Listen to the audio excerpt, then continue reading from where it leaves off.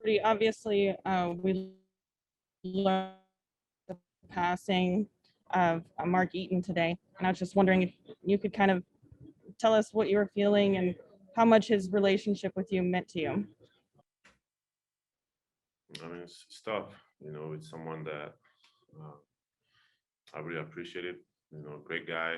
Uh, we were texting a few days ago. We went to his house a few times. Just a great guy. Obviously he had a great career, but as a human being, as a person, is someone that I really look up to. And I learned a lot. Just from being around him. So definitely gonna be missed, and not just me, but in the community with all the great things that he's done and all the people that he's been inspiring his whole life. Eric Walden, Salt Lake Tribune. Rudy, the Grizzlies go up to like in the last about 4.5 minutes to go, and then you guys reel off a 12-0 run. Obviously, it seemed like the defense kind of picked up, the rebounding got a little better.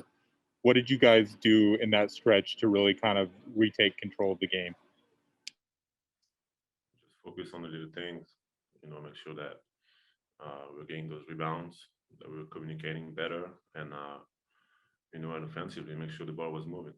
And when we do those three things, everything else kind of flows.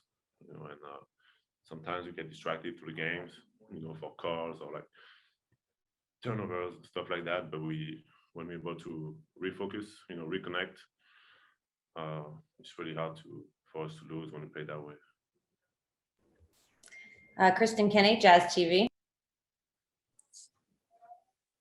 Rudy, what are you seeing defensively from Mike Conley in this series, and in particular, what he did tonight? I know Mike is one of the best defensive point guards in the NBA. His quickness, his hands, and his experience, his knowledge of the game. He's making good decisions and quick decisions, and having me back there and talking to him and try to help him. It's definitely something that we love to do. We're really confident with him guarding anyone, and obviously Ja is a really talented player. He has a little size advantage on Mike, but it takes a team effort. And tonight, Mike was big time defensively. Ben Anderson, KSLSports.com. Rudy, other than a couple of minutes to start the second half, you were really good against Jonas Valanciunas. What are you seeing in that matchup? He's a very good player. I've been playing him since I'm 18 years old. So, times change, but, it's still, we both grown as players over the years. And, every time I play against him, I know that, he's gonna try to give me his best shot. And, I try to do the same. And, he's very physical, he's very talented. And I know that, I have to battle all night if I want to try to limit him. Nicole Guerrera, Tab Deportes out of Puerto Rico. Hi, Rudy. Congrats for the win. Gracias. You're welcome. De nada.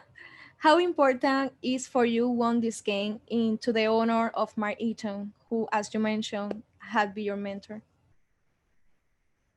I mean, it means everything. I know that if he was there, I would have probably got a little text after the game, saying like, way to protect the paint, big guy.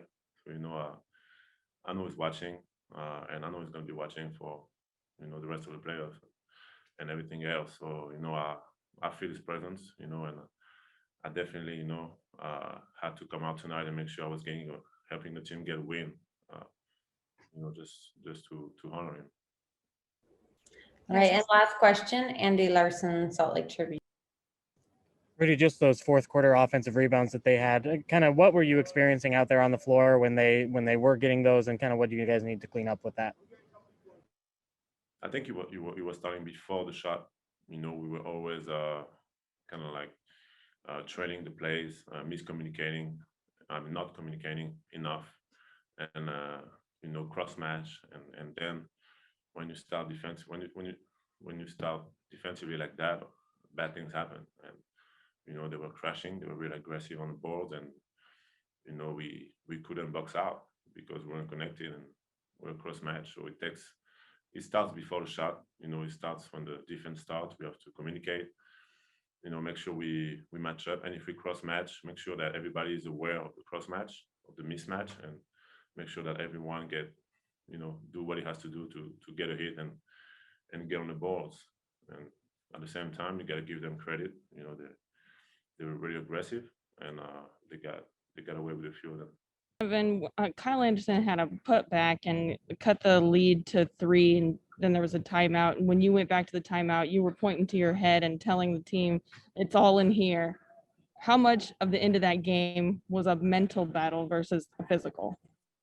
I think the biggest thing, I think a lot of it was mental. That's what I was kind of saying to the guys was like, look, we're going to make mistakes, but it's how do we respond to that? And we understood that this team is going to come back. We can go up 20, 30 against the team. They're going to come back. They just have that will about them, and hats off to them for that. But it's all about the mental part, locking in, executing, and then also responding to adversity when you make mistakes, when you miss 3 shots in a row, when they make 5 shots in a row. That's what the playoffs are. That's what it's going to come down to. And I felt like from the bubble, like we had mental lapses, 3 straight games, and I think this is a game where we come out, they go on a run and we come out and I think it was like 16-4 or 12-2, whatever it was. Like that's the mental fortitude we need to have on both ends of the floor. Mike coming in, getting a huge rebound, Rudy going up vertical, getting the block. Like that's huge, because we could have easily put John on the free throw line, giving up a second chance points. Like that's all it was. And we did a really good job of that when it mattered now. But now we got to do it every possession, because we can't let them back in the game. They're going to continue to fight, and we got to be able to withstand the runs and not let them go up 1 for us to be like, oh shoot, like we got to go ahead and lock in. Tony Jones, The Athletic. What were you seeing personally in the closing minutes for you in those closing possessions? And how big were those possessions for you individually as well as for the team, just overall in the team concept? I think the biggest thing was just trying to figure out how they were guarding me. They surprised me.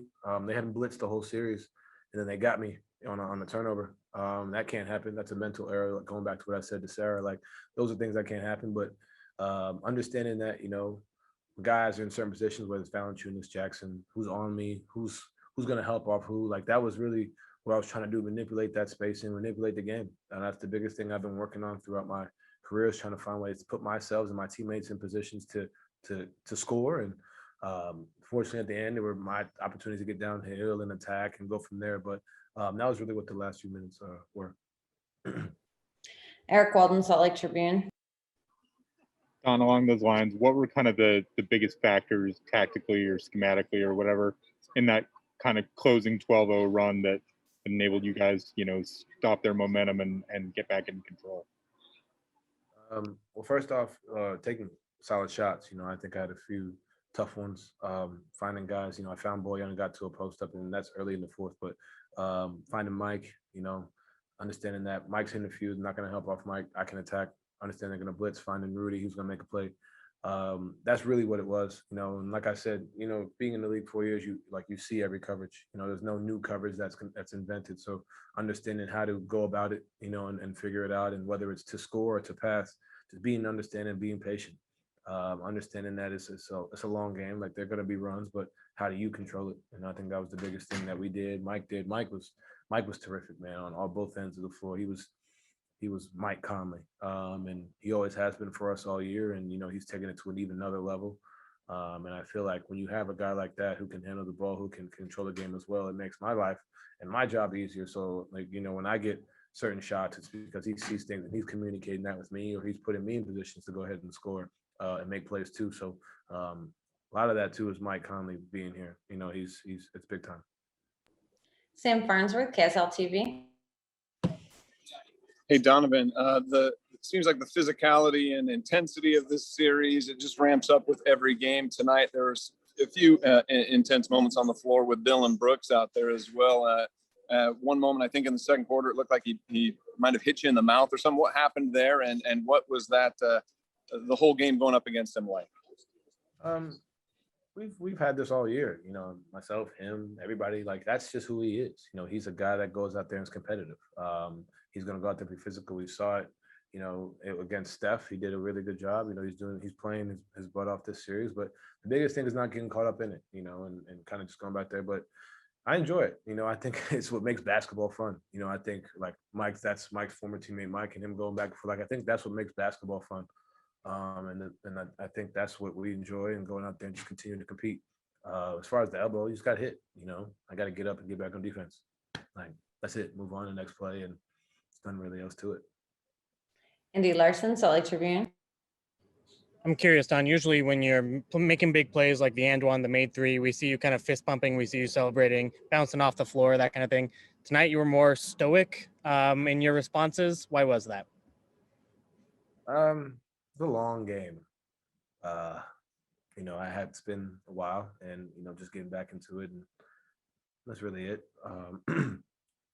Understanding that, you know, trying to save your energy as much as possible, not needing to be as exuberant or as like, you know, I think that's the right word to use there. But you know, I think just not being as loud and kind of demonstrative in my movements, just keeping it, you know, understanding that, you know, it's tired. It's a long game. It's being pressured, and it's physical, and just going out there and trying to execute the plays, because like I said, we've made big plays and they came back and made another play. So understanding that it's one possession at a time, and you know, that's really it. Not having as much emotion behind it, because that takes away from the job at hand.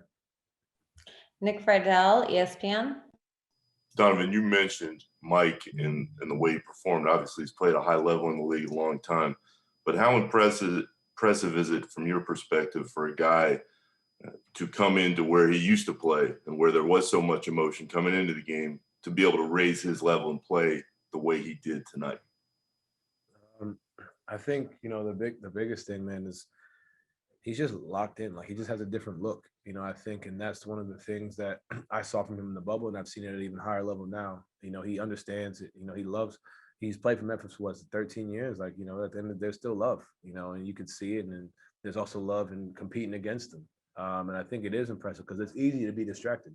It's easy to kind of sit there and kind of, like I said, have that emotion behind it. And, you know, you got old friends out here, you got family, you got whatever out here. And, you know, I think for him to be as locked in as he is definitely impressive from a mental standpoint of the game. I don't think people understand, like, that's a really, really big thing. You know, I've never experienced it, but, you know, I remember his first game back here, it was mentally, he was all over the place. And, you know, rightfully so. You know, it's an emotional moment for him, but to be back here competing against Ja, who's like, you know, you got the OG and you got the young guy.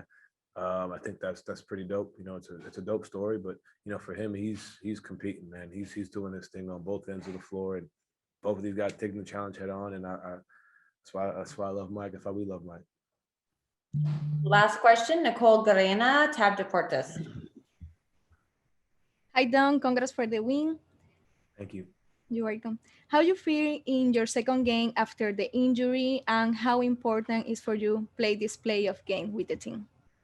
It means the world, you know, to be able to play these games. I think the biggest thing for me is picking my spots. It's been, I mean, outside of the last game, it's been what, 39, 40 days, and understanding that it's not all going to come back at once. You know, there's certain shots that I missed tonight that I feel like I make. There's certain decisions that I didn't make, that I do make, as far as passing or turnovers and being there on defense, sprinting back, like those, that's going to come as far as the rhythm and stuff like that, and getting a feel for the game. And you just got to continue to stay with it. You know, I got the greatest teammates in the world telling me, you know, continue to fight through it and continue to push and be aggressive, you know, and I think that's the biggest thing for me, is understand it's not all going to come. This game is not going to come. Next game, it's a process, but doing as much as I can and trying to be there for my teammates. Donovan said tonight that you were locked in the bubble and you've taken it to another level in this playoff series. Kind of what's been working for you? What's been the mentality going out there? It seemed like there were points tonight where it looked like you didn't feel like you could miss. You know, really it's just trying to keep the same mindset I've had. Something that, you know, when I first got here, it took a minute for me to kind of find my groove. And because of that, I wasn't, you know, the same guy, you know, mentally. And, you know, over the last year, especially in the bubble, it really allowed me to kind of find my way and be there mentally before the game starts. You know, just be locked in and be thinking about plays, be thinking about shots that are going to go in. You know, accepting the challenge. You know, it's a great challenge to play against a team like this, and especially on the road and in a place I'm familiar playing in. And you know, just go out there and just play as hard as I can. And if it's enough to win, it's, you know, I'm happy. So I'm just going to go out there and continue to do it. Sarah Todd, Deseret News. Mike, you mentioned being familiar here. We asked you about this before the games in Memphis, and you said you didn't know what it was like, what it was going to be like playing in front of these fans as the enemy. What were the emotions that you had when kind of you first got out there on the court? You know, I just started when we started to compete, you know, all that stuff kind of goes out the window. You know, I thought I'd be more wrapped up in it, but same time, man, I was just out there just having fun and competing, and got into the flow of the game early. Saw a couple shots go in, and really found a good rhythm. And you know, once that happens, just trying to fill the game out the rest of the way. So it's a great environment to play in. Still one of my favorite places to play. So it was fun to be a part of it. Sam Farnsworth, KSL TV. Yeah, not only that, Mike, but you also went up against you know, some former teammates, Dylan Brooks, and you had some fun with them as well. It looked like little jawing down the floor after you made a 3-pointer that one time. What's it like going up against I guess him and some of your former teammates? Well, I mean, everybody from, you know, JV to Kyle to Dylan, JJ. I mean, it's fun. It's ironic that we're getting to play at the highest level against each other like this, and all those guys compete. That was one thing when I was here, whether it was in practice or shoot around or anything. We were going at it. You know, Dylan especially. You know, he's a guy that competes at everything. You know, from when we used to shoot together in the shoot around. You know, before everybody got to the gym, we were two in there shooting. We would compete, and it's no different when we play in the game. So I expect that from him, and you know, I'm not going to back down. I'm going to continue to push forward and do what I got to do to win. Tony Jones, The Athletic. What were you guys able to accomplish, you know, in those closing possessions on both ends, and how were you guys able to accomplish it? Well, I think defensively, it was a night and day difference from, you know, especially game 1 and 2, how we were able to get our big up in the pick and roll a little bit higher, you know, with Ja, so that he wasn't as comfortable when he got the ball in the paint. He still, you know, with his quickness, he was still able to get around the paint and get to spots, but we made it take just a little bit longer, a couple more dribbles here and there. You know, kind of try to make them pick it up a little bit earlier and you know, take off and challenge our bigs. And our bigs did a phenomenal job of being there, and we did a great job of rebounding in those cases too to secure the ball. And on the offensive end, you know, we found a couple situations we liked. And Donovan, you know, was Donovan down the stretch. I was able to get a couple shots here and there, and Rudy made some big plays as well. So, you know, we just kind of, you know, executed the way we expected to execute. We didn't let them speed us up too much, and that was the difference in winning and losing. Ben Anderson, KSLSports.com. Mike, you knew after you lost game 1, you were going to have to win on a game on the road to win the series. How important is it to get the first opportunity and get a home court advantage back? It was extremely important to win this one, honestly. You know, you don't want to say must win too soon, but, you know, it felt like that's the kind of urgency we were playing with, and we'll continue to play with throughout the series. Like I said, this team isn't a team you want to play around with at all. We've tried a bunch of different things, and they just keep attacking and keep finding ways to give themselves chances to win. So we have to continue to be locked in, you know, because this is just one game, and you know, we have another one coming up in a few days, and just keep our same mentality, continue to adjust, continue to get better, and hope that we can come away with another one. All right, last question, Nick Friedel, ESPN. Mike, is the guy who was the face of this Memphis team for so many years with Mark, what is it like playing on this playoff stage in Memphis going against Ja? you know, it's amazing to be playing against a guy like Ja. First off, just seeing a guy that's so talented, he's a young superstar in our league. You know, wearing the jersey that I'm so used to wearing. You know, getting the cheers from the crowds that I'm so used to hearing. You know, is surreal. You know, it's like full circle. You never thought that it would be this way. I never did, at least. And you know, it's like sometimes you live long enough to become the villain, and I've become that for this you know, against the Memphis Grizzlies now. So you know, just got to take that in stride, continue to do what I do, and have fun with it, have fun with the game.